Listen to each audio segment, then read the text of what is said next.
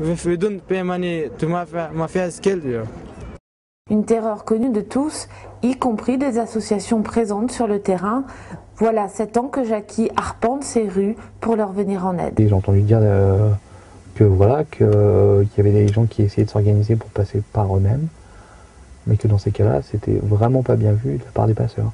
Parce que si les mecs passent par eux-mêmes, ils sont en train de casser le business des passeurs. Quoi.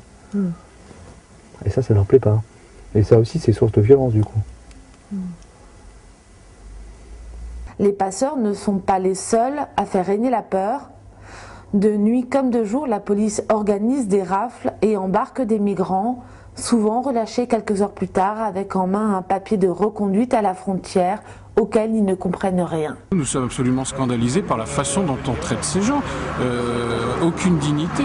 C'est révoltant quand vous voyez ce qui s'est passé il n'y a pas longtemps. On voit des hélicoptères qui viennent patrouiller au-dessus des dunes en pleine nuit avec des projecteurs quand on harcèle les migrants avec des chiens policiers. Can't go to England. When we try, the police don't leave me. On n'arrive pas à passer la frontière. La police ne nous laisse pas partir.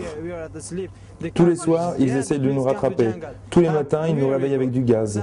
Certains vont plus loin se terrer dans la jungle. D'autres sont embarqués au poste de police. On ne mange pas, on ne dort pas. On vient ici, les gendarmes nous guettent, on va dans le petit bois.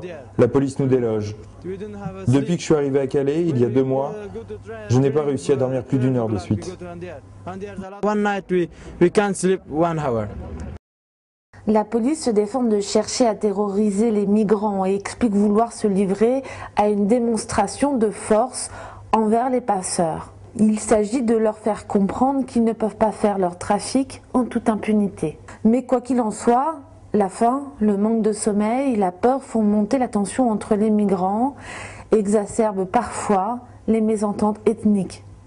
Une recrudescence de violence constatée de près par ceux qui sont tous les jours sur le terrain depuis la fermeture du camp de Sanguette. C'est surtout une violence entre les migrants parce que premièrement ils n'ont pas le repos suffisant du fait qu'il y a ce qu'on appelle nous un harcèlement quotidien des forces de l'ordre. Voilà.